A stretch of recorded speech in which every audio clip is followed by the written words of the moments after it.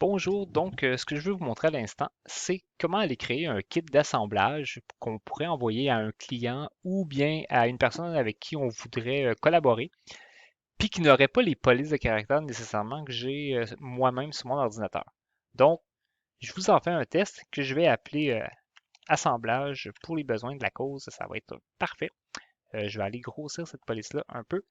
Ce qu'on va faire, c'est que je vais aller me choisir une autre police. La Myriad Pro, la plupart du monde ont ça sur leur ordinateur, donc ça ne sera pas problématique. Je m'en suis installé une qui s'appelle la Vanilla Whale Regular.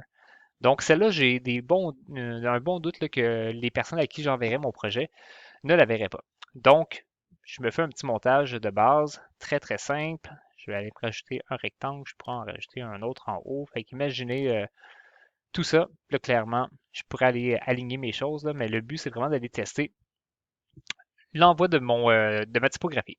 Donc, si j'envoie ce fichier-là, je vais aller lui faire enregistrer, tout simplement. J'avais déjà nommé mon fichier assemblage.ai. Donc, si j'envoie ce fichier-là au client ou que j'envoie le fichier à un collaborateur, quand ils vont l'ouvrir, dans le fond, ils ne seront pas en mesure de voir la police de caractère ici. Fait que dans Photoshop, c'est le fun, on a un aperçu de la vraie police de caractère. On n'est pas en mesure d'aller l'éditer, mais au moins on a l'aperçu. Dans Illustrator, vous aurez ni un ni l'autre. Fait que si la personne n'a pas la police, ici, ben, ça serait brisé, puis je vais devoir avoir une police alternative. Il va me demander par quelle police je veux la remplacer, mais moi, le but, c'est vraiment d'utiliser celle-là. Donc, je vais devoir envoyer le fichier qui va être disponible, que possiblement vous auriez trouvé sur un site comme Dafont, par exemple. Donc, ça va vous générer un fichier OTF que vous allez devoir envoyer à la personne pour qu'elle puisse l'installer sur son font base ou bien dans son dossier Windows dans ses polices de caractère au besoin.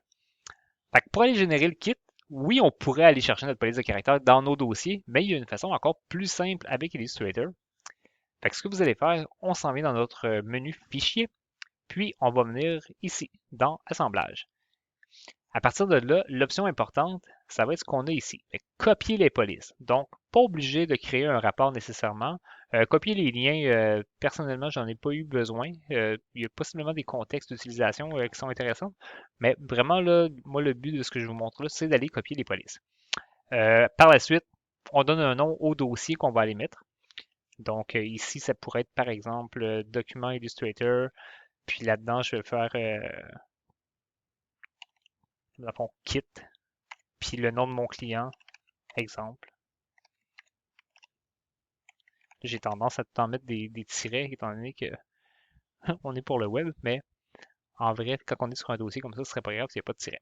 Par la suite, vous avez un petit message pour vous assurer que vous avez vraiment les droits sur la police de caractère. Moi, je m'étais assuré de ça. Puis, par la suite, vous allez pouvoir aller dans votre dossier où est-ce que j'ai mentionné, où est-ce que je voulais avoir mon dossier.